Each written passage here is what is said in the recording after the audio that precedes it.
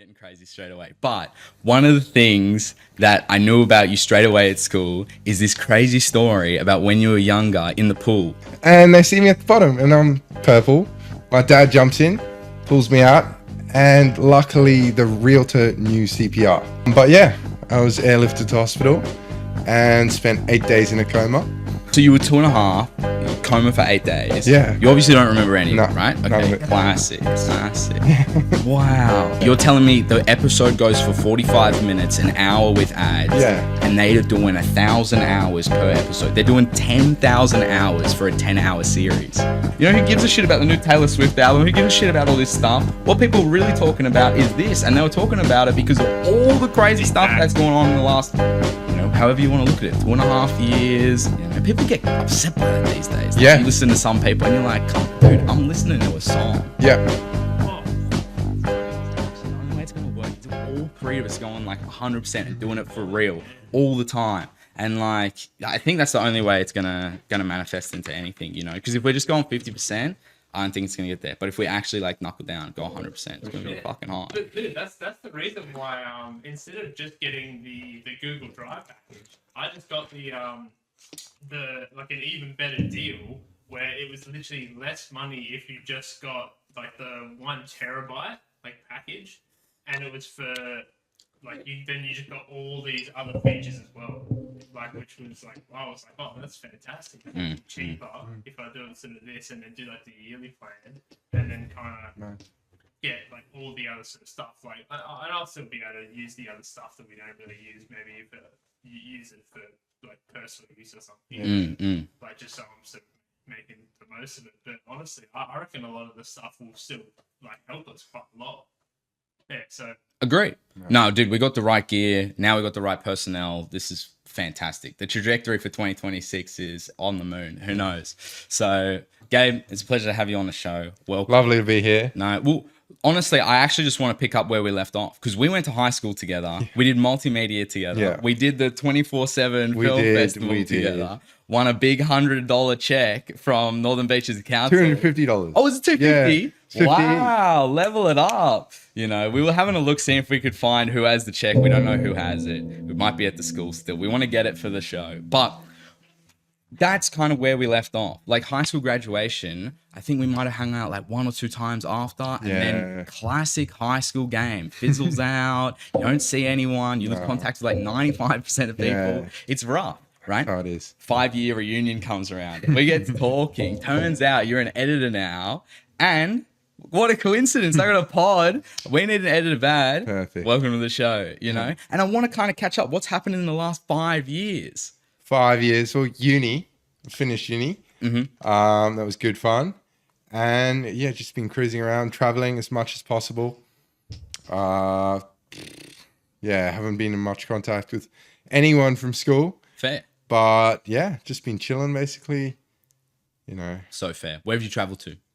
Europe and South Africa so far. You're from South Africa. Yeah, born there. Yeah, Yeah. gotcha. Yeah. Dude, like one of the craziest stories. This is already getting crazy straight away. But one of the things that I knew about you straight away at school is this crazy story about when you were younger in the pool. Yeah. And bro, you got to tell it. I can't tell it for mental, you. eh? You got to tell it. Mental.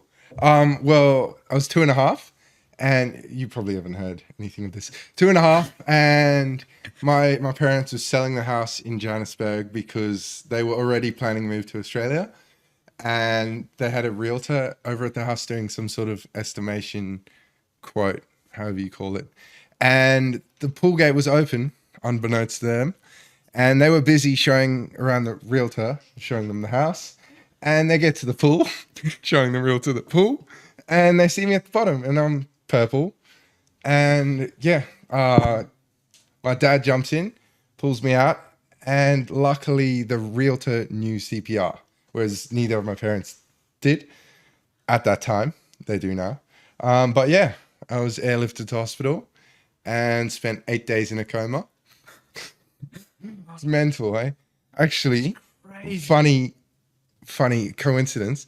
Today marks the day I woke up from the coma. That's crazy. That's actually wig out. Mental. That is weird. Yeah, I was thinking, would there come a point where I might be able to mention the story? But you know, came out. It manifested Excellent. itself. Yeah. Wow. And so you were 2.5, you coma for 8 days. Yeah. You obviously don't remember any, No, right? none of Okay. it. Classic.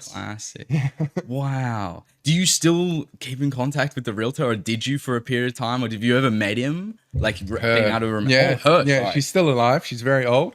Okay. When I was in South Africa, I was maybe 14. I caught up with her. Yeah, not much since, but hopefully I'll be able to see her Fair. while she's still alive. Maybe you have to do CPR on her one day. Who knows? Repay the favor, mate. But no, like, okay. So you lived your entire life in Australia then. So you moved after, obviously after waking up. Then you guys sold the house, moved to Australia. That makes sense. What do you think about, like, would you ever go back and live in South Africa? What did you think when you visited there? I was there last year. Yeah. I loved it. Okay. I don't think I could ever have a job that would sustain the life that I have here. But I love it. I would totally spend a portion of my year living there if I could, and earn all my money here. But What portion of the year? What's the nicest season over there? definitely summer. Summer in Cape Does Town. it get hot though? Does it Yeah. get like stinking hot? Summer in Cape Town is very similar to summer in Sydney. Okay, fair. So it's bearable, but it's enjoyable. Yeah. Yeah. Yeah. Wow. Because incredible beaches, South Africa. Obviously, incredible Yeah, wildlife. Great. such cool culture as well. Oh, super cool. Culture is awesome. Yeah. Nah, that is. I'm a big fan of it. That's cool. That's cool. So, okay, uni, and now you were telling me at 5-year reunion that you're working for one of the big channels as an editor. We Yeah. saw you the other day doing Millionaire Hot Seat or whatever on the Yeah, keys, on yeah, the yeah. tools, which is cool, you know? Because when I was doing multimedia, I was like, oh, I could do that. That sounds like a cool thing to do. And then I didn't end up doing it because certain things fell into place. But then to see you actually execute on it and make it is so cool. What's that been like? What was that journey, you know? It's awesome. It's I'm working for a production company, so not specifically one of the channels, but many of the like different shows that get put across all the channels.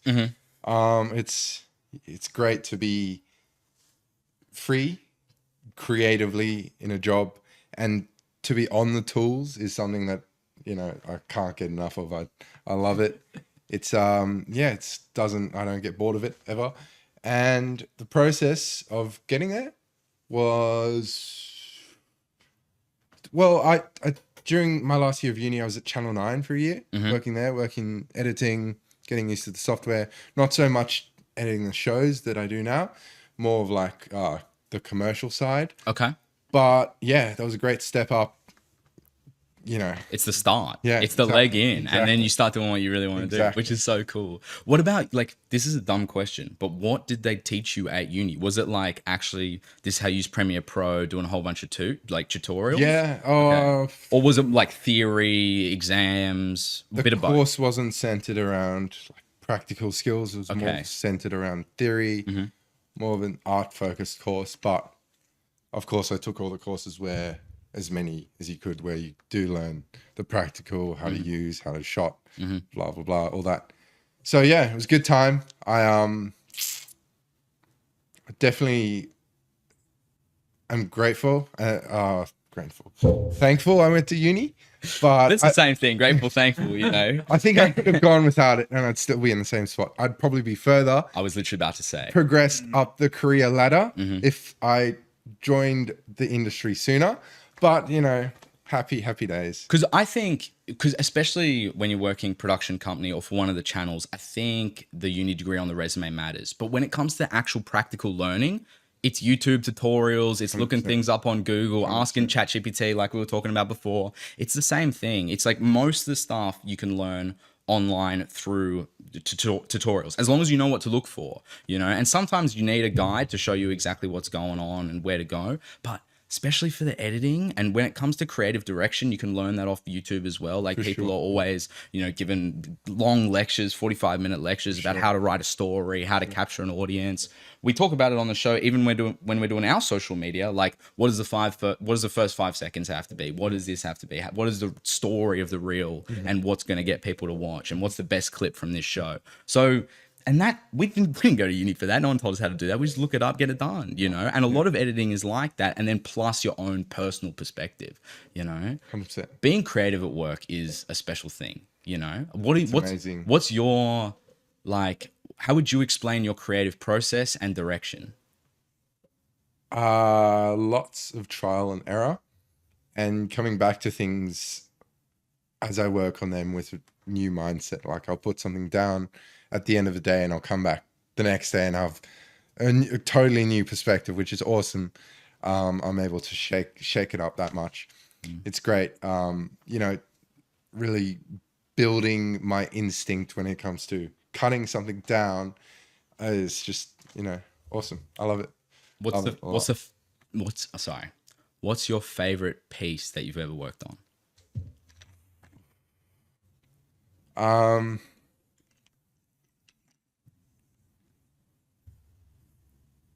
The first show I did, which was Farmer Wants a Wife, USA Farmer Wants a Wife. That's so funny. That was great. Clutch. That's Great, so cool. great to work on. Yeah.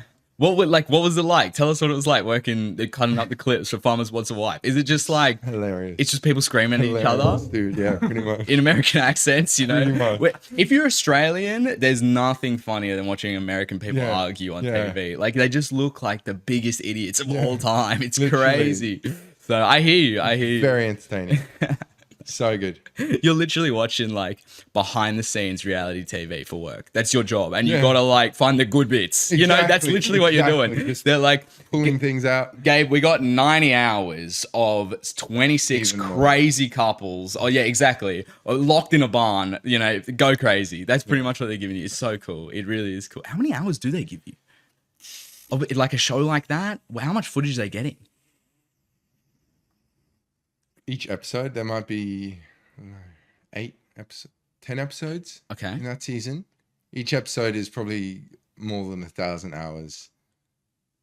That is Maybe even more ridiculous. than 2,000. That is crazy. Yeah. You're telling me the episode goes for 45 minutes, an hour with ads. Yeah. And they are doing 1,000 hours per episode. They're doing 10,000 hours for a 10-hour series.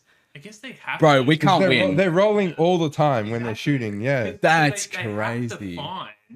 they have to find the bits that they can clip in order Exactly. to get people's attention. Like, and plus they need the script stuff. Especially, I would say that if nothing is really happening of substance, they then need to step in and actually give them scripts in order to Exactly. get people Yeah. to do stuff. Yeah.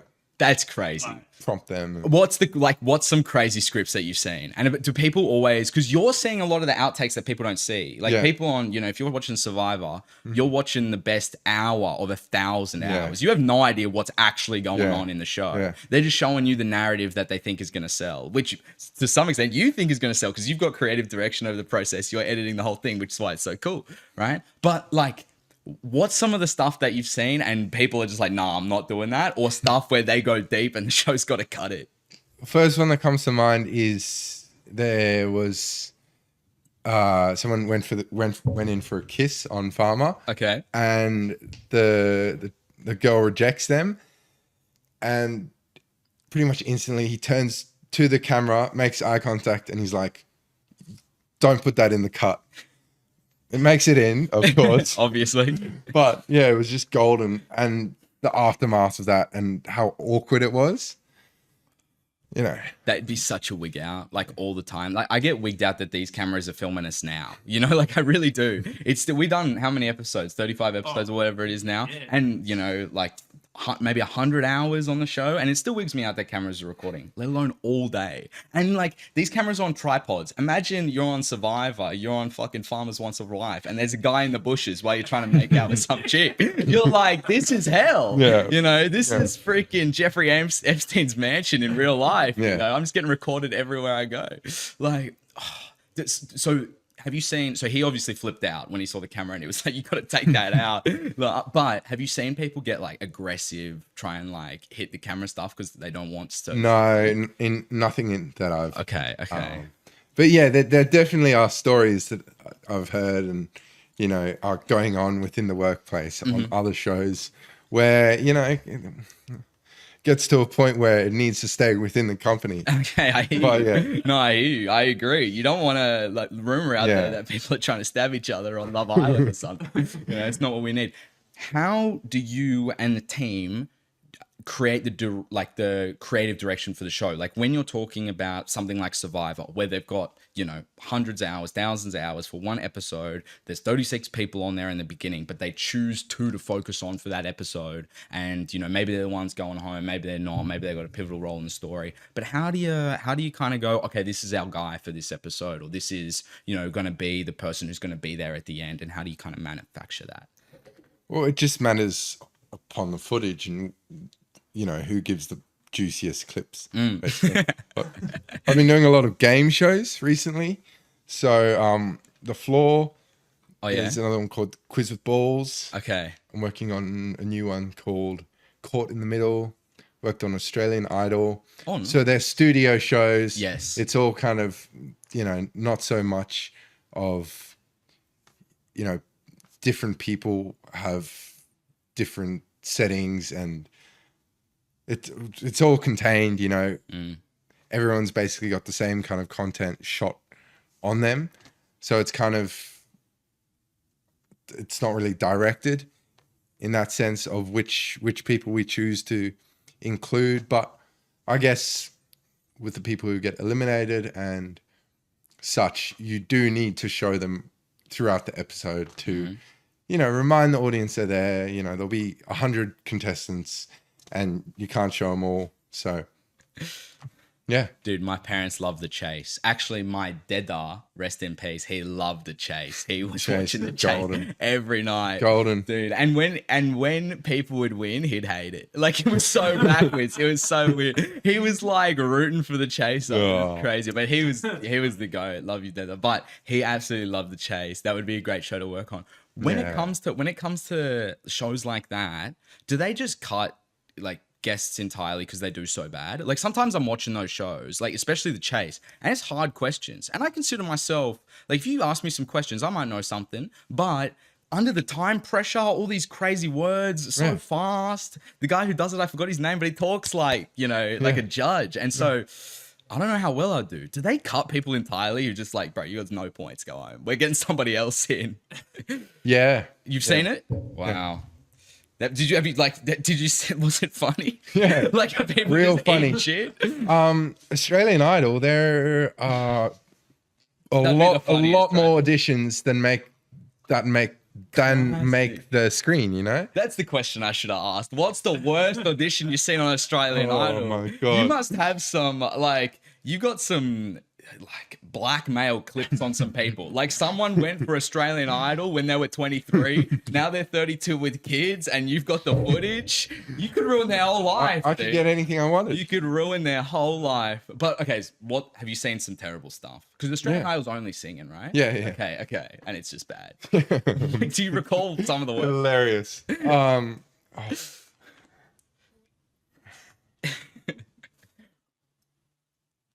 Yeah, I mean, there's been like Michael Jackson, what do you call Like impersonators? impersonators? Oh, Yeah, that's classic. like John Legend Yeah. impersonators. It's just hilarious. Dude, I love going at the Orpheum. You know the Orpheum in Mossman? They have an Elvis impersonator there once a year, and he's fucking terrible. But it's so funny, bro. Great. So funny seeing him with them, like, you know, the chops, the little sideburns, like the hair, and playing the guitar. Classic. So funny. Epic. Oh man, the Michael Jackson impersonators too. They're just like, that's classic. I'm sure there would be some serious stinkers on Australian Idol. You've seen that one dude that's gone viral for being a Michael Jackson impersonator? No, I haven't. No. Pull him up. What's that? I don't know his name. Mind blank. But there's one. Just search up Michael Jackson impersonator. He'll come up. He went Alright, super pull it viral. up, pull it up. There's this one video, you know, that he got famous from, and it's him. There's someone busking as Michael Jackson on the street. Yeah. And this man has plastic surgery to look like Michael. So he comes over and he's got his partner with him, and he like crosses his arms and he's like trying to judge this busker of impersonating Yes. the same person he's impersonating. Come on, Yeah. Carl. Sydney? Is Did that happen here? In Sydney or somewhere else? Surely I'm just look not up Michael sure Jackson where. impersonators and pull up images. We'll go and find him. There's not too many people got plastic surgery to look like MJ. 100%. Did he get the two-tone skin replacement? Did he go from No, black to white? he did his nose, I think. Maybe his Okay. jawline as well. Yeah, fair enough. It's so unfortunate because Michael Jackson was like, no homo. He was attractive when, like, the cover of Thriller, you see his face, he's an attractive looking guy. Yeah, But, you God, know, yeah. it got to the 80s, 90s, and then, you know, early 2000s. And it's like, this guy looks like he's dead before he was dead, you know? He looked like he'd been in the ground. 100%. You know, so Carl, we gotta see this, man. I'm busting at the seams. Oh, that's the thing with the laptop. It can sometimes take a while to pull things up because you've got the OBS on the one screen. You got to slide over, drag down the Google, type it in. But we've had some funny moments on the fucking screen too this year. Sometimes we'll like not mess up the show, but we'll just get distracted and watch something for like 15 minutes, and the audience is like, "Dude, like you watching the AFL? They can't hear the commentary. Like we're not watching the thing. It's just silence." So anyway, we're living and learning. But Oh, Carl, so we gotta, this, like Michael Jackson impersonator watches another. Yeah. pull it up. Yeah. Get it on the screen here. Yeah, and we got these covers too, which we made. They like cycle through. That's epic, dude. Yeah, dude, that's fucking Mount Everest right there. This was this time last year. Me and my brother went to Mount Everest with my mate. You took that? Yeah, I took that. I think either me or my brother took that photo. That is unreal, bro. I was going to say, is that an Apple screensaver? No, You just it looks- put your own... Yeah, we just got to put the logo on there. Let people know, you know. Okay, get that on That's full him, screen. that's Make it. sure that people can hear this shit at home.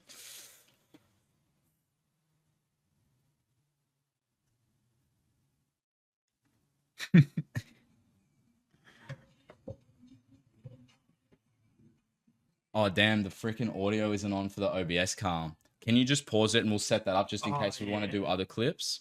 Hold on, you know what you have to do? You need to go into the OBS and you just need to change the monitor setting to see if it's on Dell. If it doesn't say Dell, then we need to unplug it and replug it in again. Sorry, folks, intermission. Not really sorry, folks. Sorry, Gabe. We're gonna have Gabe editing this shit now. When I was editing the show, I would have left that shit in. Oh, you fixed it. Yeah.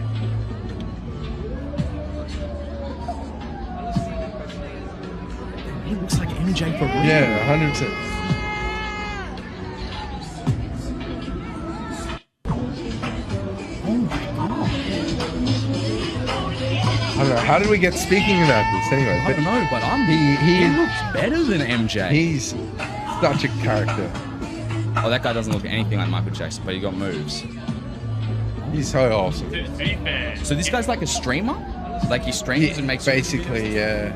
I don't think he makes YouTube videos, but I think he does stream, or at least this TikTok live or whatever. yeah, he's trying to do Hold on, like pause a that, Carl. permanent new person. That's interesting because like I think that anyone that can do a ridiculous moonwalk is basically like perfect impersonation of Michael Jackson. Yeah. Nah, not this guy's crazy. He's like the same height as MJ, same hair. He's gotten the plastic surgery to make his nose look weird, like MJ had it at the end. But his jawline's nice, his eyes are nice. It like look, dude, that looks like Michael Jackson. If you saw that today, you'd start wigging out. Like if I get on the E65 and that guy sit next to me, I'm gonna be like headphones Freaking out, off, freaking out. shaking this guy down. Like you never died, you lied to everyone.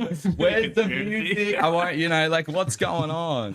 Like I would, dude. Honestly, he's kind of like he's asking for it. Like if he can't go to the grocery store, Yeah. like he looks. He's done that on purpose. Yeah, bro. yeah, of course. No, very knowingly. Dude, that's crazy. I've never seen that before. That is insane. No, same here. I haven't either. I've only seen like once every year in Australia we have the Elvis impersonation festival. Like, You got an Elvis impersonator story too. That's funny. yeah. Yes. So I can't remember like really like much like of the event, but I know it's like every year. I think they do it somewhere in Sydney. It's like just outside of Sydney somewhere. But like that one always makes the news. Wow. And there's just thousands of Elvises. Thousands. Dude, people, Damn. he got the cultural grip like nobody else. Like him, Far out. MJ. Is that it? You know, like who captured the culture like that, like those two? Not you know, many. where people are dressing up like this guy has gotten surgery to look like Michael Jackson 20 years after he died. You know, 40 years since his best music, 50 years since his best music in some cases. So Freddie Mercury, Bob Dylan. You look at the. I think They're not as big as Michael Jackson, and they're probably not as big as Elvis.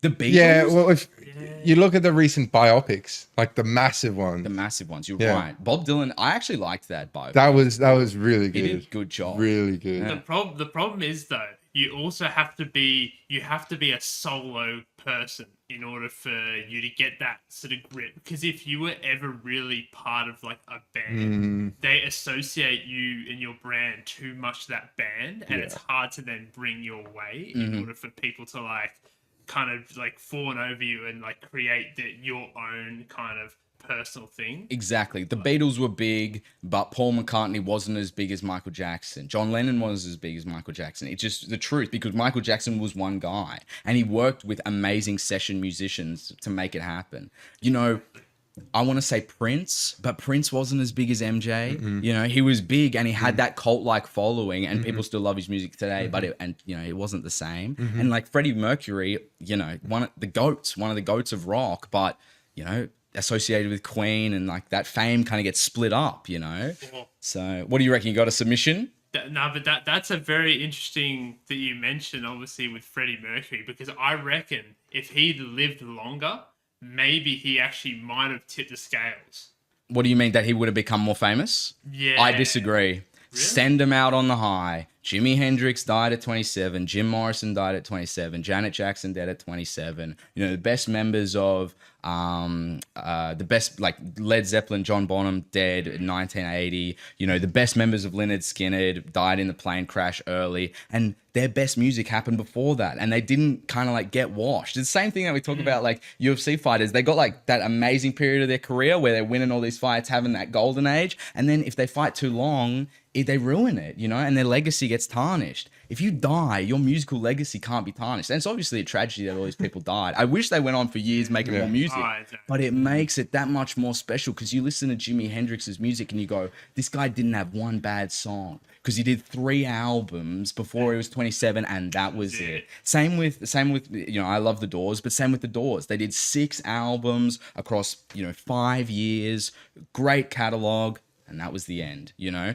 Exactly the same with Led Zeppelin. They did the right thing, and instead of, when their drummer died, they didn't go, oh, we're going to continue the band on, get someone else in. They went, no, the band's done. We're not the same without John Bonham. We're not going to play without him. And, you know, that helped. Even though Led Zeppelin, they could have kept selling out tickets around the world. They could have did what Lynyrd Skynyrd did. They could have done what AC/DC did, right? Where they brought in new band members after old ones died. But they were like, nah, it's not going to happen. If you want to see us, you got to see us solo, because Led Zeppelin's done. And there's a like art to that. There's a profoundness in it, you know? And so it is a shame that these people aren't alive longer, you know? But you look at Michael Jackson, you know, if he died in 1985, he might have been even more famous than he is now, because, you know, at the end of his career, there was a lot of stuff, you know, he was taking people to Disneyland or whatever it is, doing crazy stuff. What's the show? It's not Disneyland. It's, What's his theme park called? He's got his own theme park where he brought the kids. What's it called? Oh, Something Land. Foreverland. Foreverland. Yeah. I think it's Foreverland.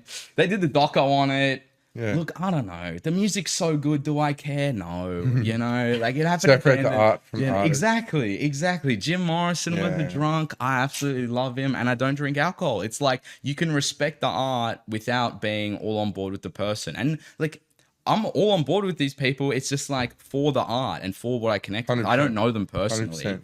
You know, people get upset by that these days. Yeah. You listen to some people and you're like, come on, dude, I'm listening to a song. Yeah. Oh, it's funny that we mentioned that, because, bro, like, just today, it's gone extremely viral that bloody, I think it was Sneeko or something, when he was with Tate and Nick Fuentes. I think they were all admiring Gaines. Yeah. It was literally like, they were playing, obviously, the unsolicited song from Ye. oh yeah, that one about a certain German. Hail Hitler. That's don't clip that. Fucking David. Sorry. Maybe you got to take that out. Yeah. But that's what the song's called. I don't feel bad saying that, because that's literally what the song's called, and that's what they were singing. Yeah. And that's what the chorus is. He Yeah. says, "Hail And that's Hitler" what we're both sides. speaking about at the moment. Yeah. I mean, Well, that's you were saying people overreact nowadays and are like, oh, they're like, you say to them, you got to separate the art from the artist if you want to enjoy any of these blacklisted people nowadays. And people flip out over that. But like, no, you're entitled to listen to whatever you want. And Kanye West is a perfect example of that, especially his older stuff. Oh, I even the newest stuff, like the stuff up to just before the Hail Hitler stuff. I think everything's fine. You like I think Donda too?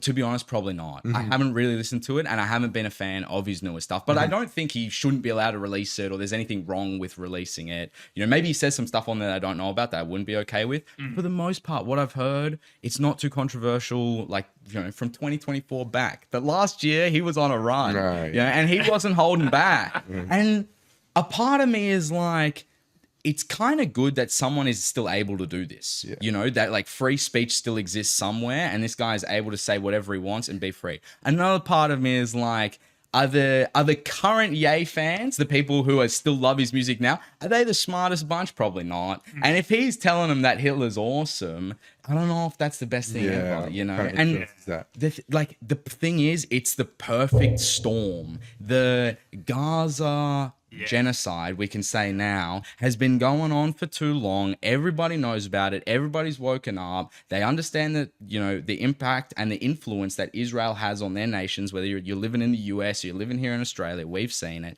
And but people are up. That's why Myron Gaines, Andrew Tate, Nick Fuentes, Sneeko, Clavicular, these guys are the biggest entertainers in the world because of the youth and, you know, the new platforms, but because of what's going on in the world right now, and their views are literally being propagated by all this terrible stuff going on. You know, and that's exactly what's leading us to what we're talking about now. It's the same thing. So we get on this pessimistic road too much. Yeah. I don't want to. This was a nice, wholesome episode. Did we need to talk about this? Probably not. So, Dude, how's that moment when Kanye swiped that beat off Drake?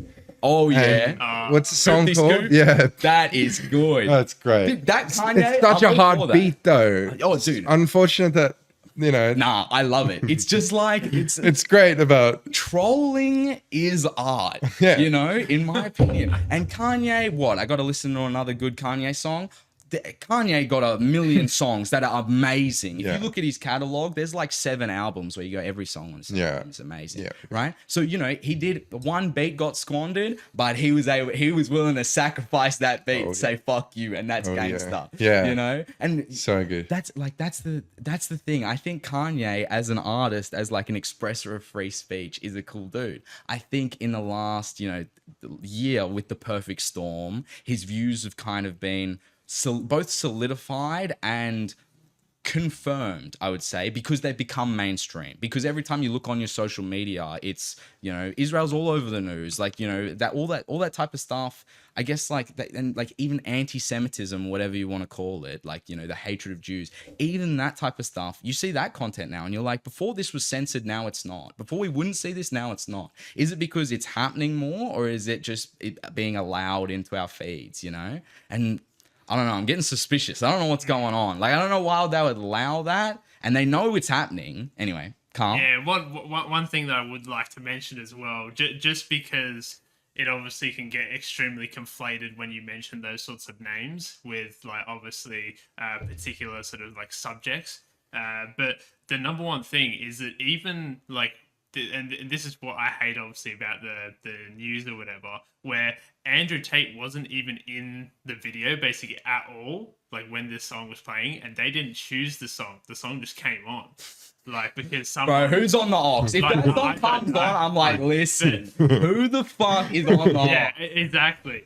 But the interesting thing is that obviously Andrew Tate gets like fully attacked, which is really funny and he wasn't even in the video, like, and jumping up and down. Whereas Myron Gaines was literally doing the cymbal, singing along, like, with the lyrics. And like, obviously then Tate's the one who actually gets attacked just because he was like in the area, which is funny because obviously like the media just, you know, like if he was. And he made a great comparison where he was like, oh yeah, if someone was killed like in that club, they would literally be like, Andrew Tate, you know, like was there when someone was killed in the club. You know, like He's it the would biggest literally name. Be that, and, He's and the then, biggest draw. like it's like the equivalent where they'd be like, oh yeah, you know, did he pull the trigger? It's like no. Like was he looking to kill someone? It's like no, but he basically gets permanently imbued in anything that happens. Well, I was gonna say, like Tate, you know, he's the biggest name out of that bunch. If you want a headline, you use his name. Exactly. But after I say that, I go, listen, Fuentes is blown up this year. Like, Yeah. sorry, Oh, he has, 2025. yeah. You know, he's like, you know, he said it himself. He's on the generational run, according to him, and it's fucking true. He's on every show. Yeah. He's on all the feeds. His clips are going crazy. He used to be censored, now he's not. Now everyone knows his name. It's like, I don't know why, like, they were censoring, so they were doing such a good job with the censoring in quotation marks. They were putting Andrew Tate in prison. They were, you know, banning Sneeko on YouTube. They were taking all these people off the air, and they were doing that consistently. They'd make a new channel, they'd take them off, always attacking them, Matrix attacks, some may say. But recently, it's kind of been like, hey, you guys can do whatever you want. You know, you guys can meet up, do a stream, have unlimited shows, talk about whatever you want. No real restrictions. And Rumble has helped that. And other, you know, other side platforms have kind of allowed that. But it feels like, you know, either they've given up trying to censor those people, or they just say, listen, just let them cook. Yeah. Let them cook. I think it's kind of given up because you can't really stop them because pretty much like all these people who make it really big, like on social media typically, they've got teams and teams of their own clippers, but then they've also got like an extremely built out affiliate program for incentives for the people who are doing the clipping, which might be linked to like you know that software Whoop. Yeah. Yeah, Iman Ghazi just bought it, I think. Did I he think- buy Whoop? God Yeah, damn. on, What? not Whoop the fitness band, Oh. but it's. I was like, damn, I know. Even What? Ghazi Nah. had money like that? Fuck yeah, he hell. does. He does. What? You're talking about what? Yeah, what? Yeah. But basically, Isn't that a Cardi B song? it's basically it's the same spelling. It's literally just missing an O. It's missing one O. But basically, he bought that, and that's software that's really used quite extensively for kind of digital products and also kind of. For clipping channels where people can kind of like apply to be in a certain group and you can like clip for someone and obviously get paid if you get lots of views and all that. And it's kind of a bit moderated, like where like obviously they try and make sure that you can't make crazy like money. But if you like were really good at just clipping in general, you could just walk into any of them and do probably a pretty good job if you just knew how to kind of the run of the mill of actually being able to specifically create videos in like any niche. Like true. once you have that skill, you can kind of do it anywhere. It's true. Imagine being the clipper for Spanion. Oh, yeah. Wait, who's Fanion again? No, he's the one that he's Pull him up. got a shaved head him up and he's real got tattoos just underneath his hairline. Yeah, That's funny Yeah. you mentioned but that. recently, because he used to be like a big figure in the hood and of the hood. Yes. And he does into the hood videos. That's how he got famous. Yeah. Since then, lots of people say he's changed. He's now got turkey teeth Oh, wow. and he's done the nose job. Oh, wow. Yeah. Wow. Which takes away two of his most, features that make Spanion. So now he just So that's him post nose job and post teeth? Because his teeth and nose look looks pretty like good it, there. yeah. He's got this famous tooth gap that he got rid of, Oh. and his nose was a bit crooked initially, but lots of people say he's now like fake. He's And a fake. He's a fake person from the hood. he He got money and got surgery. gets fucking flamed online for. Oh, I don't know. It's a whole nother conversation to go into Spanion. Nah, like, Dude, we're on it, bro. I'm in. I'm ready for the ride. Because so many influencers these days are getting plastic surgery. We're seeing people become influencers Yeah. because of the plastic Yeah. surgery. Like clavicular. Is that how you say it? Is that yeah, his name? Clavicula or something. Yeah. I think that he literally is just famous because he got a whole bunch of surgery. And now he looks like all right. You know, he looks pretty good, to be honest. He's tall, he's pretty handsome, but like, bro, surgery is crazy. But you do know? what he's done?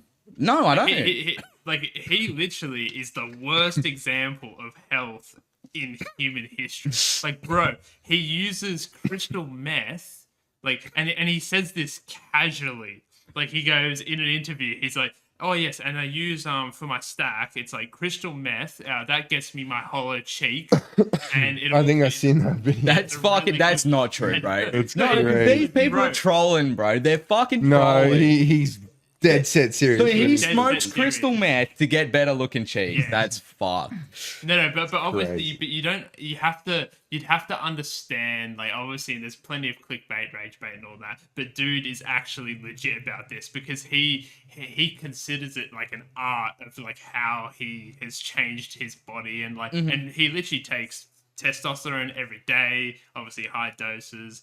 And he does like I think certain anabolics as well in order to basically like get a good physique and stay. Which lean. is crazy because It's if you ridiculous. really are looks maxing, you don't really want to be on gear because you get too big on gear. Like if I was taking test every day, I would be like 90 kilos, swole, but I would look stupid. I'm 5'8". I would just look like I'm fat. I wouldn't be able to sit down in this chair without the armrest coming off.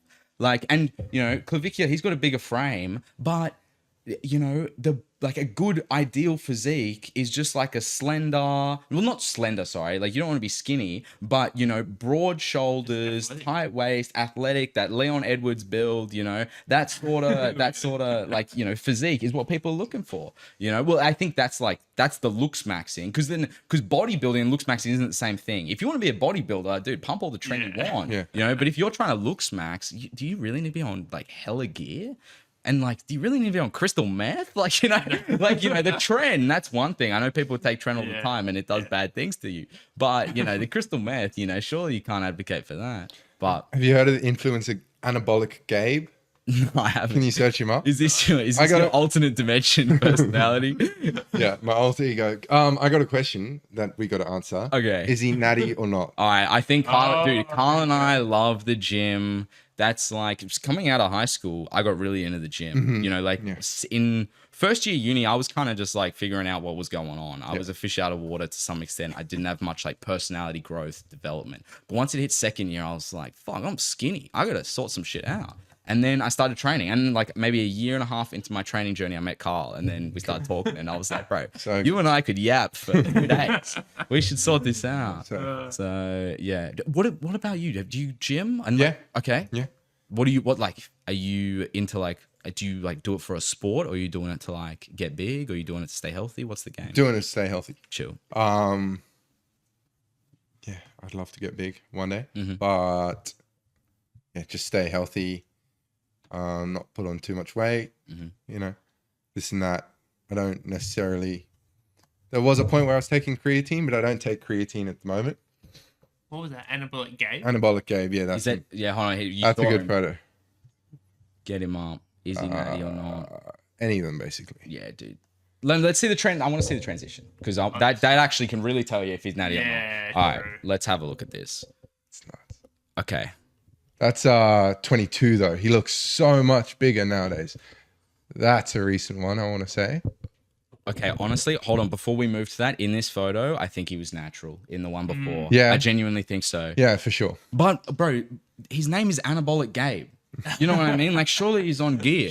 True. Why would his name be that if he's not on gear? Because look, that's achievable. Anyone that tells you that isn't achievable hasn't worked hard and hasn't been in the gym and trained with people. His physique there. That's is achievable. Definitely. You know. That's not Especially- unnatural. No, that is I don't- not Especially- unnatural. Especially because you can kind of like they're actually. This is the point that I'll make, which obviously a lot of people miss. There are a lot of people who look like that, but they will never get as lean as he is Yeah. in that photo. So true. There are people who are absolutely like they're literally bigger than him, but they'll just never cut. Mm-hmm. Like because they either just don't really care about cutting, they're just someone who like isn't really someone who like loses weight easily, so they'll just stay. They'll just leave a it. massive like kind of with reasonable amount of body fat. Mhm, But mhm. if they were to cut, they would be bigger than him. No, agreed. And honestly, if this guy walked on the bus, this like, in the morning, you had a shirt on, Oh. you wouldn't be able to tell that he was jacked. You would have You'd be like, no idea. Look like everyone else. Yeah, exactly. Even in the gym, Yeah. if you just got a big t-shirt on, you cannot tell. Whereas if that's literally the test. If you have a t-shirt on and I can tell you're huge, you're probably on some gear. You know? The 100%. thing is though as well is like especially for someone who has like like wide clavicle, Yeah. even if I'm in a like an oversized tee, you can kind of tell that you're bigger just because of your frame, Mm-hmm. but you're not big in the sense of what you're talking about. You can just tell that they're really broad. Yes. Because like even in the massive shirt, even though it slumps over you, you can just tell that they're see like, the outline. massive frame. But sometimes Yeah. people just have a big frame and they don't train at all. You know what I Yeah. mean? My brother literally today was trying to convince me that Sam Sulek was natural. Can we pull up Sam Sulek so the people that don't know? Carl, pull this up. Because people don't know. People who don't work out, who don't have people that they know that have taken steroids and aren't like, on the internet like we are and sort of educated on this stuff, they'll literally see Sam Sulek and be like, oh yeah, he's natural. Like Where's just pull up any of these. He looks giant. even this. You can literally see the acne from I know the that's amount of exogenous gear. that's when it's like clavicular, he got all that surgery done. Who knows how good that's going to be for him long term, but at least he looks good. Sam Sulek, he's maybe done like damage to his body forever. And like, bro, just hit that photo. Pull that up on the big screen, Carl. Bro has bigger tits than fucking anybody I know, dude. Oh, that is crazy. And he's got like a second pair of shoulders in his traps. Yeah. Like he Literally. looks like, oh my Literally. goodness. Nah, but bro, he's the goat. he's I actually not love even Sam lean there.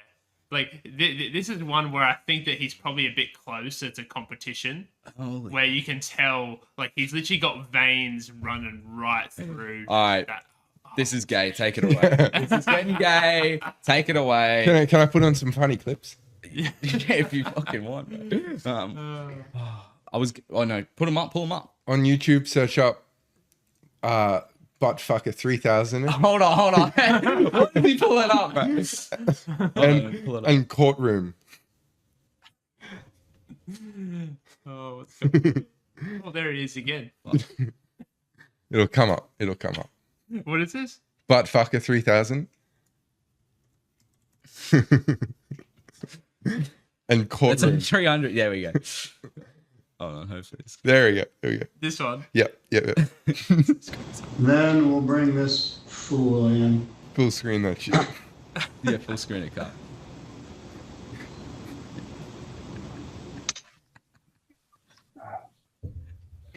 Good morning, sir. What's your name? Me? Yeah, you. Yes. Nathaniel Saxon, sir. Your name's not Buttfucker 3000, you yo-ho. Logging into my court with that as your screen name. Why We'll would that? discuss that in a little bit.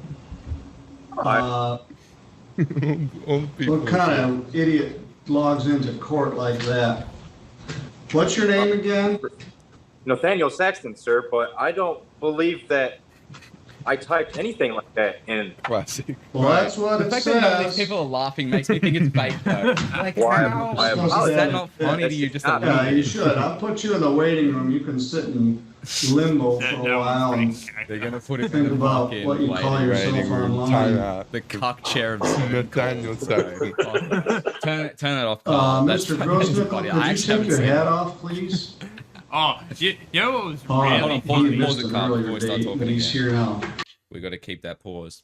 Yeah, you know what I found hilarious was one of my favorite things was Timothy Chalamet. He's he's almost on a generational run as well as like buddy Nick true. Fuentes. So but bro, true. his performance like supposedly in that Mighty Supreme film Yeah. was ridiculous, and he was like training for it for like the last 10 years because I think it was like in That's crazy. because I think it was in 2016 or 2018.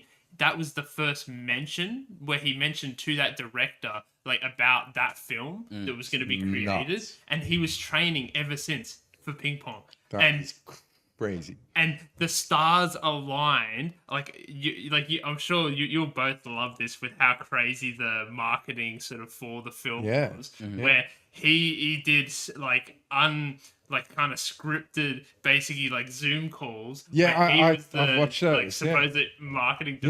director, and he was coming up with these stupid ideas. Yeah. And like my favorite thing was when he came up saying, "Oh, yeah, my digital editor designer, he spent 6 months on this," and he literally pulls up a blank like PNG of just orange color.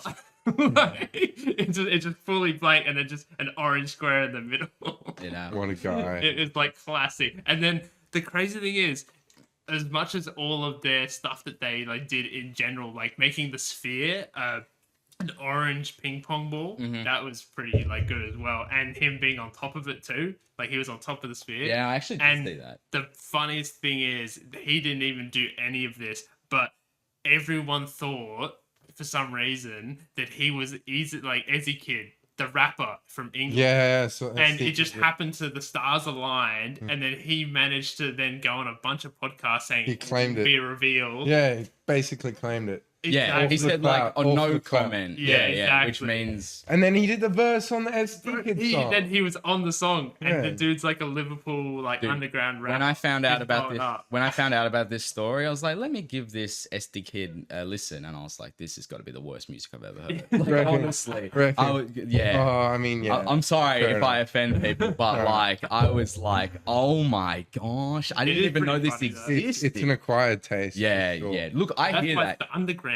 Yeah. Liverpool. Because I listen to a lot of stuff that's an acquired taste. Like if I played stuff that I listened to on the bus home, Mm-hmm. people probably wouldn't like it. But like I listen to that sort of music, I'm like, come on, bro, this is crazy. yeah. You know, I just don't get it. Not anymore. crazy, You know, it's because and that's not saying I'm not a fan of rap or not a fan of hip hop or anything like that. We both agree that Kanye West, you know, he's probably the best.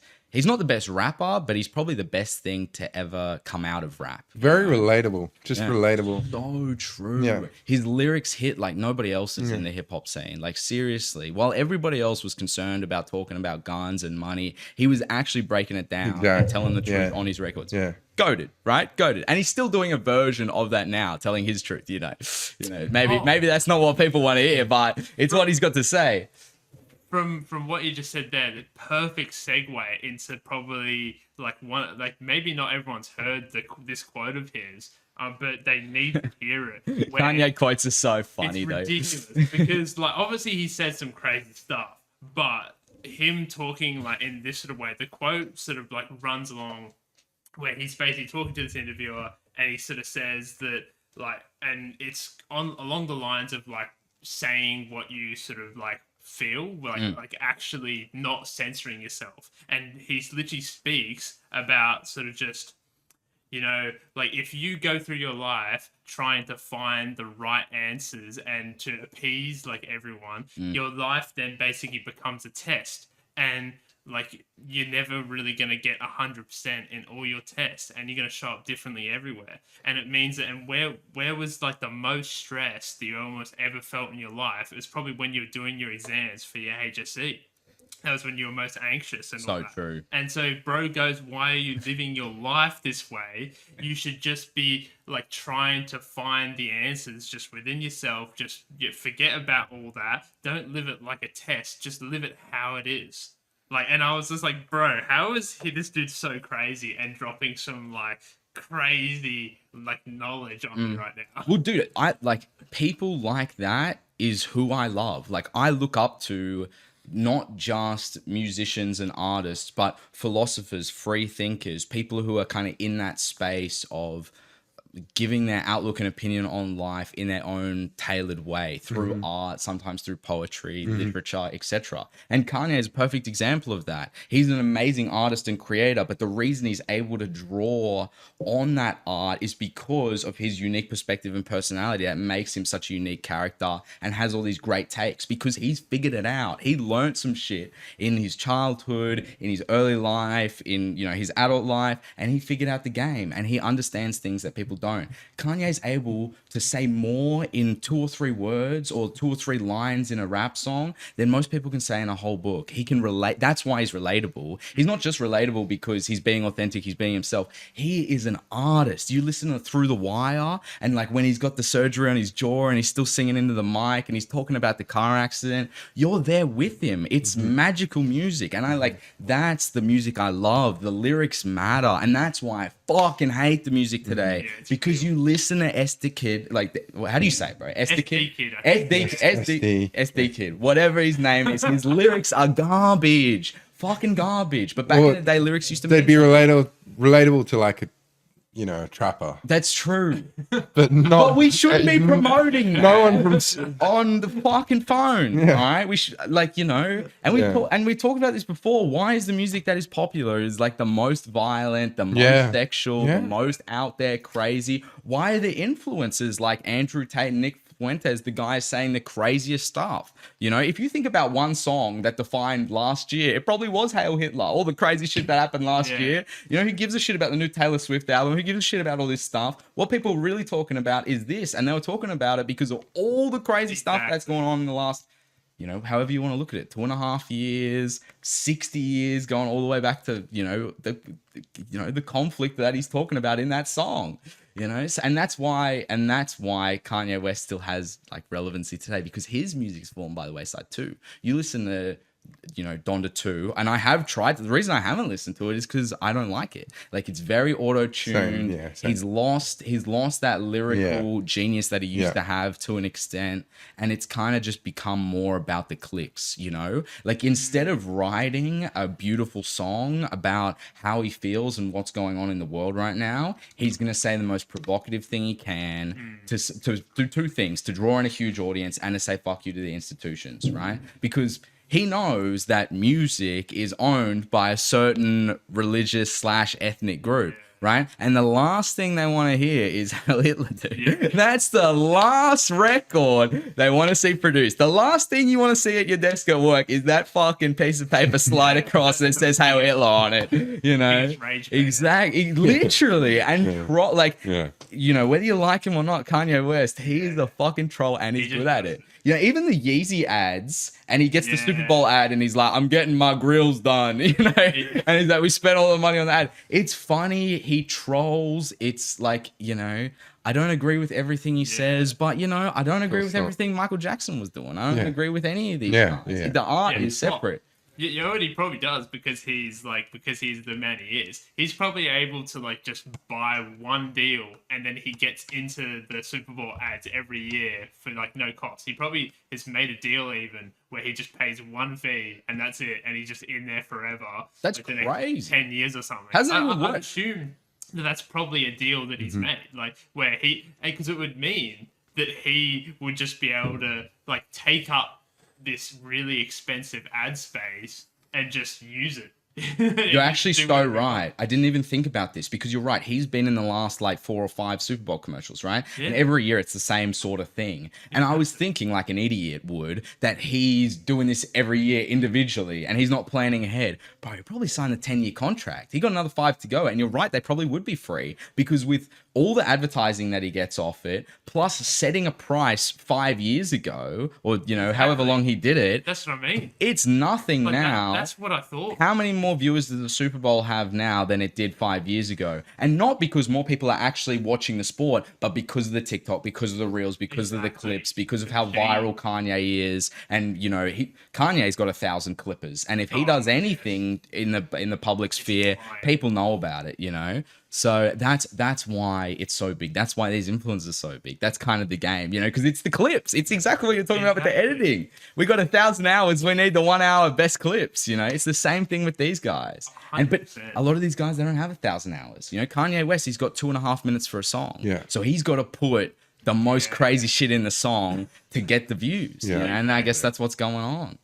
So, okay, we've been talking a bunch about internet stuff, which sucks. But no, I want to get back to Gabe. Yeah, I want to ask you about raps. No, I don't want to fucking talk what? Oh, the Spotify rap. Nah. Okay. What music do you listen to? That is about you. You can pull up the rap if you want, if you need the. Yeah. Sometimes I forget. I'm like, what's going on? Other times I can sing you the whole fucking album back to front. But what was your? Do you guys know? I know what yours is gonna be. It's gonna be old, but do you remember your listening age? I think they put that in this year. The listening age. Yeah. Yeah. Mine was What was yours? 20. Yeah, mine was 80. like 75 or something like that. Wow. I'm almost out of it. Yeah, because for people that don't know, Carl listens to older music than what I listen to. Oh, dude, that's goated. That's goated. Show the audience that. Get the camera on that Let's have a car. look. That's good. Well, exactly what we're talking about. He's not lying. He's not lying. He's about it. No. And Damn, honestly, it hasn't focused yet. one of the greatest albums of all time, low key. Dude, for a while I was like, we should just get album covers and decorate this wall with a whole Well, bunch maybe of come them. back They'd be really excited. We got it, Carl. Don't stress. People at home know what we're talking about. My Your Beautiful top Dark Twisted album, Fantasy. My Beautiful Dark Twisted Fantasy by Kanye West. That's correct. So we'll go top artists. Kanye West, Sticky Fingers, Violent Soho, Kendrick Lamar, Bicep. Okay. And in terms of Is Bicep a rapper? Or is that No, Bicep's two DJs. okay? Yeah. Dude, that actually makes a lot of sense. Like DJs. Biceps, two guys. That's just too True. That's cool, actually. Initially, I was like, "That's the most stupid thing Yeah. I've fucking heard." But two guys, Yeah. biceps, that works. You know, I can't find the that make us the triceps style. The three of us clowns. the trifecta. Yeah, exactly. trifecta. Yeah, but I reckon. Oh man, mine was all old stuff. The Spotify Wrapped. Yeah. Like, okay, I wanted to talk about this before because I want to get the episode off freaking, Kanye and Tate and all this craziness. I want to talk about you because we haven't caught up. Like, we caught up 5-year reunion, but we haven't like had a moment to like sit and chat because I know about the uni, I know about the editing. That's obviously how we got to know each other more. Yeah. But what about the hobbies? What's going on in life? Like, what have you been up to? I'm loving DJing at the moment. Okay, so you DJ. Yeah. That's sick. But it's Awesome. it's more of a hobby, and that's where I'll stop it. Like I don't want to take it further than that. Okay. Just purely because I love the music and I get so much enjoyment out of mixing and listening to my mixes over and over and over and over once I've just making like essentially a mixtape Yeah. for myself to listen to over and over. But it's like Got it. techno. Yeah. No, I hear you. That's techno. cool. And I've been doing vinyl as well. Oh, that vinyl is cool. DJing. Yeah. Well, like the editing and the DJing kind of go hand in hand. Yeah. It's like a version of the same Yeah. thing, you know? So I can understand that. It's like ADHD kind of stitching stuff together, tools, like tactile tools. Dude, I know this sounds at your I feel like this sounds dumb, but like anything like that, all guys love it. You just Yeah. got to teach him. 100%. Like if you bring a guy off the street and you show him Premiere Pro and how to use it, and he learns how to be Fuck creative yeah. with it, he's gonna love it. If Carl brings me to his job and I'm like on the tools, being a Sparky, and I understand what's going on, I'm gonna love it. Guys love that stuff, getting Yeah. down in the weeds, editing. That's it. Like it's cool. It really is. And I've even like, because I've got a like very specific old school music taste, and like the remixes and the mixes that they do of that old stuff is so garbage because they overlay like new techno stuff over the old stuff. But I've always thought, what if someone came in and, was more instrumental and could play guitar, had drums set up, like new session musicians that could put it together, and they weren't necessarily DJing, but they were like remixing the songs, giving them new life and putting things together, sort of like a DJ would, like cutting them up, but not necessarily like techno based, more live. And on the show we want to get the music going so bad. I've said that every episode for the last 30 episodes, but this year it's happening and it's going to be so good because I reckon the dream would be to record music here, and then when we go do series where we're from outside, like when we're out from behind the desk, we've got the music playing in the background. Sick. And it would be so cool, have an adventure music track. like a Jared Wright Big Les show. Yes, like the same thing. How good is Big Les, bro? Oh my. Oh, have you watched Damo and Darren? Yeah, I have. Damo and Yeah, Darren. that's good too. The dude Michael Cusack has been putting out more Damo and Darren recently. Over the past I haven't few months, he's put out like 4 or 5 episodes. They are amazing, That's goated. top tier. Dude, peak Australian entertainment. Dude, talk about peak Australian entertainment. Chris Lilly, guy who did Summer High Tide. Pull up Chris Lilly, bro. Jonah from Tonga, Oh, Yeah. yeah, I know who you're talking about. Oh, as if you No, I know exactly who you're talking Yeah. about now. But what was the initial show that you mentioned? Oh, my favorite one is probably the recent one he did for Netflix. That's Lunatics. That's more of the censored one. That's actually on Netflix. Yep. All his other shows were taken off Netflix, basically for being too racist. He does blackface in a bunch of them, essentially. But I love Angry Boys. Angry Boys is amazing. Yeah, I've heard people talk about Yeah. that. Dude, I guess Big Les is an exception, but I don't watch TV at all. Yeah. Like I swear off it. Like I don't watch any shows. Yeah. I barely watch any movies. Like I know what's going on. Like I know about the Marty Supreme movie. I know about the the campaign behind it, what's new, what's popping, who's a big actor, who's not. But watching the actual film, I don't have 2 hours. Yeah. I just Fair don't. enough. I don't have, even, a 10 episode series, 10 hours. I've got 10 hours. Yeah. That's tough. I'm like, I seriously don't have it anymore. When I was a kid, I used to, but now it's like, I watch it and I'm like, are you an idiot? Like, what are you doing? Even watching, like, because I'll go on the YouTube, I'll watch like a 5-minute YouTube video. Most of the time I'm done with my food by the 3rd minute, boom, boom, boom, you're done. And then you're just sitting there and I'm sitting there with my phone. I'm like, I'm a moron. I got to get up and do something. And the TV is like that, but on steroids, because I love watching sport as well, like AFL and Big Bash and obviously UFC. We watch it on the show all the time. But even that, like the Collingwood game, a big UFC event, I'll be locked in and not feel guilty. If I'm watching a random Big Bash game, something in me is like, dude, you're doing the wrong thing. You're just doing the wrong thing and you got to go. Fair enough. But what is it, considering you're an editor, Yeah. what is your relationship with TV? Do you watch a lot of TV? Yeah. Okay, fair. Big time TV watcher. That's cool. You're about that life, yeah. You're Hell about yeah. it. Hell yeah. And it's research at the Locking same into time, something. you know? Yeah, exactly. Yeah. Being able to sit still for a certain amount of time. Mm-hmm. I find that quite important with how, fast paced today's generation is. So true. Been trying to get off Instagram Reels. It's very hard. Tried deleting Instagram. But I always, Instagram DMs, that's like mainly where I contact people. So I always end up re-downloading it and then I always end up back on Reels. Dude, But yes. I had such a good run for a while. I think I was off Instagram completely, like literally hadn't used Instagram for like a year and a half. So no Reels. And I didn't have TikTok or anything like that. And I didn't have any other social media, no Facebook, no Snapchat, no nothing, right? And then when we started the show to reach out to guests, their Insta DMs, like a lot of the people I know, I don't have their number, Yeah. and I don't use Snapchat or any of that, or like Facebook Messenger now is like, I do have that actually, which is another social media, I guess you could say, but it doesn't have the Reels. That's what I'm really trying to get away from. A messaging platform, I got 10 messaging platforms. I got Signal, Telegram, all of it, right? But the Reels, I don't want to see a single Reel, right? And once you start, it's in because they hook you with the fucking best shit. It's so tough. dude. But like some people, like I know this sounds bad, but some people like this.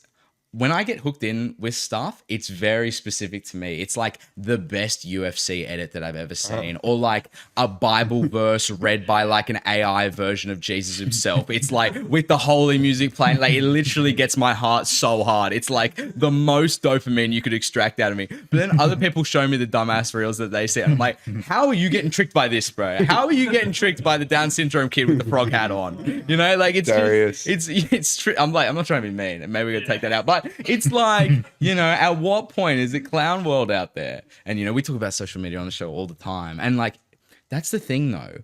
When it even doing this podcast, you don't want to be completely disconnected from the media. No, like 100%. you want to be switched on, knowing what's going be on. into it. Otherwise, you're an idiot. You want to know what to talk about to, Exactly. And that's viewers. important in life. And it's also super important on this show. If I come on this show and I don't know about what's going on, then, it's going to be a tough listen because people can only hear about, fishing, surfing, chilling out for so long, But, so like, but that's the thing that kind of draws me closer to it a little bit because it gives me the excuse when I'm online and researching these things and I should be doing other stuff. I'm low-key researching right now. Like I'm reading this, like I was reading the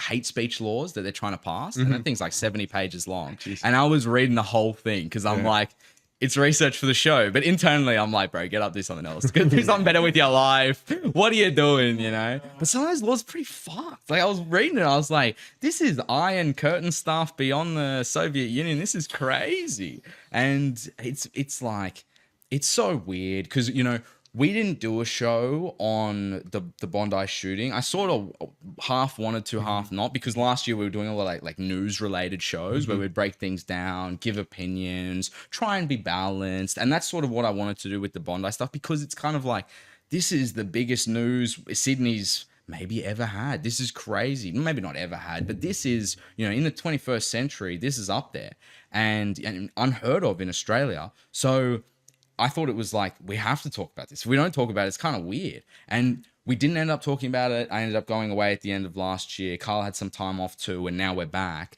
And looking back on it, it's so strange because this attack happens on Jewish people, attack perpetrated by two Muslim guys, a father and son. A Muslim man interrupts the shooting and puts himself in harm's way, gets shot in the arm to disarm the father, right? So he's a hero. And, you know, this attack is obviously perpetrated on the Jewish community in Bondi.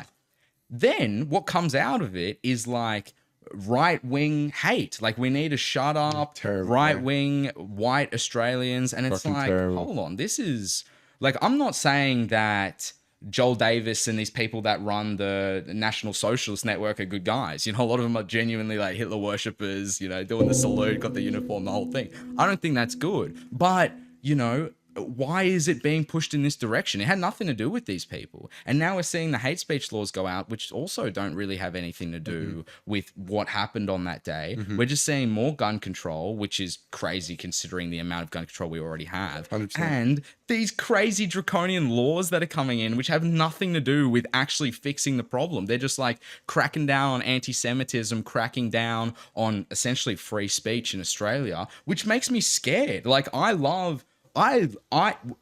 forget the podcast. I'm a yapper and I love talking about my opinion on stuff in a free way. I don't like being censored by anybody. I like being a free thinker. I like being able to access all types of information. I want to be able to listen to Nick Fuentes and Candace Owens and also listen to Channel 9 News. I need to know what's going on and I want to be told the truth and I want to be able to tell my truth. That's something that exists in everybody. That's an idea of the Western world. That's an idea of the free world. That's what it means to be free. And that getting taken away from us means so much more than any of the other bullshit we talk about on this show. We talk about how climate change is a scam. We talk about how they need nuclear energy. We talk about how everyone's corrupt. We talk about Israeli influence. This is the last straw. Taking our freedom from us, taking the words out of our mouths. If you remove our tongue, if you remove my tongue, all I've got is my fists, you know? And that's what they're going to get. That's why they're getting these rallies with everyone dressed in black doing the Hitler salute, because that's all they have. They can't go on social media and talk about things in an open, honest way. It's definitely a step to a wide implementation of the digital identity. It's coming, bro. Yeah. It's coming. Which is, you know, a big thing in the UK. Everybody's, you know, like raging over it. And Yes. It's only a matter of time before Australia's in the same boat and we're all focused on that.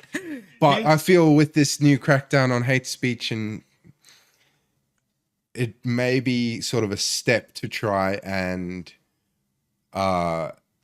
lessen the reaction on when they roll out digital identity. Wow. Kind of to get us used to, I don't know. They got to do this before they do the digital ID or before they do the mass surveillance. Because if you do it before everyone's censored, everyone's going to talk about it and everyone's going to know. Be freaked out as well. Yeah. Exactly. And they're doing it. They just want control. They want control. They want to be able to control what you think, feel, and say. And that's essentially what it is. Because if you censor, what they're doing is cultural manipulation. If you censor what is on social media, you're moving the culture in a certain way. And that's what we've seen literally since like 1960, since the end of World War II. We've seen the culture be shifted in a certain way by ideas, by certain groups of people, elites, whatever you want to say. It's been moved in this direction. And I think, there's always been a counter to that, but I think the counter's stronger than ever. We talk about what's the one thing we all saw from the weekend that was when it comes to the media.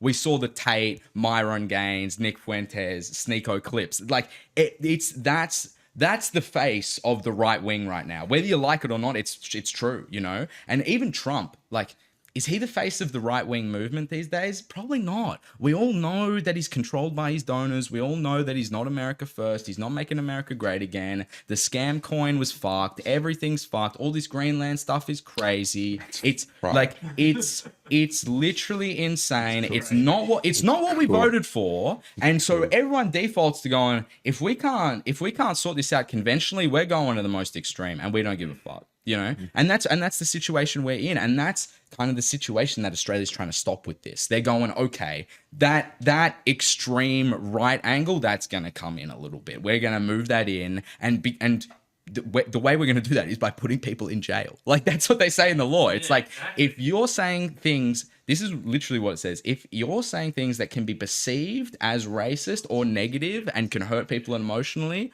you can be charged. And it gives like jail terms depending on the situation. Cool.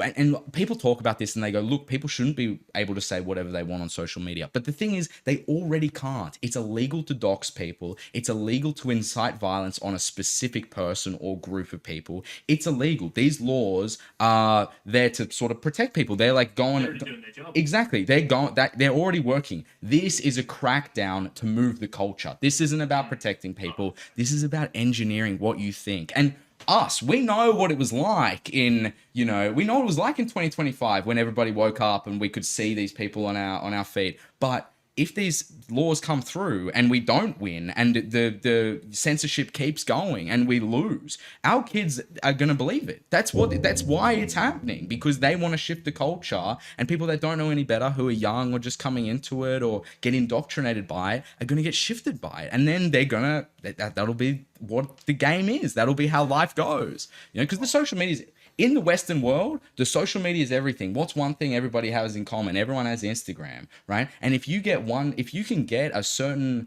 algorithm going a certain way, if you can get on a certain fork of the road and everyone's on it, welcome to the new world, because that's what people are going to be living in. Right. It's crazy. Because that's what I love even about what Gabe was saying before, where it's kind of like one of those things where you obviously have to, in order to kind of control the way the populace is moving, you need to do it like over a certain time. Because obviously we only live for like a certain period of time and make a big impact for a certain period of time. But the people who are at the elite, at the top, who have all this money and they don't have to work a job basically at all, they can wait it out.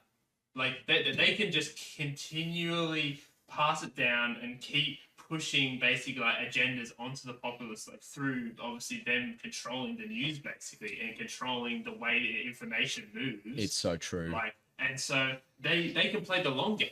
They can just chill and just slowly ease people in, because if you change it too quick, you get backlash, exactly what you're saying. But if you just slowly introduce people, it's the same way, like where people, like even just in their minds, like it's much easier to like manipulate basically like any sort of person, especially since considering they're by themselves on this device, they're only sort of thinking like sort of just for themselves, and basically like they become so like kind of like moldable just from the fact that like if you do it like slowly, they won't like catch on at all, and it'll just slowly kind of just ease its way in until they just accept it. And that's why like you almost need to have a very defensive sort of like mind to a lot of things, because you need to not just accept kind of stuff and just kind of go, oh yeah, it seems that everyone's going along with this. Like, let me just kind of follow suit. Yeah. But on the first thing you said, like, you're right. The older generation, as you said, they can wait it out. And, people who have families, they're invested in the future. But you're right. The boomers, they let us down and they keep messing up. The new generation doesn't stand for this stuff. If you look at the people who are, like big political figures, you know, these days, a lot of it's young energy, a lot of it's young blood. Like Nick Fuentes is 27. These people are young, hungry, and they want to and they want change really bad. Like these people will do anything that, you know, to see their dream realized, not because they're, you know, 70 years old and they're trying to get as much money out of this shit before it goes down, but because they're living in the current world and are going to raise a family in it and want real change. And, you know, everyone's got their own version of that. And I'm not saying I agree with any of these people, but that's why it's the culture shifted so much. That's why every politician you see has gray hair, balding, doesn't give a shit about the country, seems to accept money from whoever's going to give it to them. We got all these terrible lobbies in Australia. The US scene's fucked. It's the same everywhere. And I'm not saying the young generation's going to be able to fix that and overcome all these terrible, like, you know, human experience challenges that we have. But to some extent, people that actually care about the countries that they're trying to serve, people that actually want real change, they're going to be better than people who are washed up that have been doing it for 30 years and haven't been able to do anything. So... look, that's the game. Hold on, don't touch this because it actually fucks the. It makes a little noise. Oh, you muted it? Carl's on top of it. All good. But anyway. Speaking about this, it reminds me. Every time I think along these lines, I kind of get reminded of what the conditions are like in South Africa, and I get that all the time on my feed, just like updates and, you know, content creators speaking on reels about blah blah blah, this corruption. It's wild. Like they deal with so much corruption there. It's like they're dealing with the end of the world over there, and like there's this massive end of the world situation that we're thinking about, but over there is an entirely different story, and it's like it's coming crashing down over there, while it's like largely coming crashing down, you know, big scale. Yeah, 100%. South Africa's facing a lot of issues. It's wild. Big issues. They've got, you know, they call it the white genocide. I don't know if we can go that far and call it genocide, but thousands of white farmers dead via, you know, black African attacks. It's just what it is. You've got politicians in the South African parliament saying, kill the Boer, kill the white man, chanting it, and people chanting along with them. It's not a good scene. It's not a good look. People are losing their lives. Trump invited Ramaphosa, the South African... Ramaphosa. Yeah, Ramaphosa. And he clipped a certain part out of his speech out of context about white genocide. Yeah.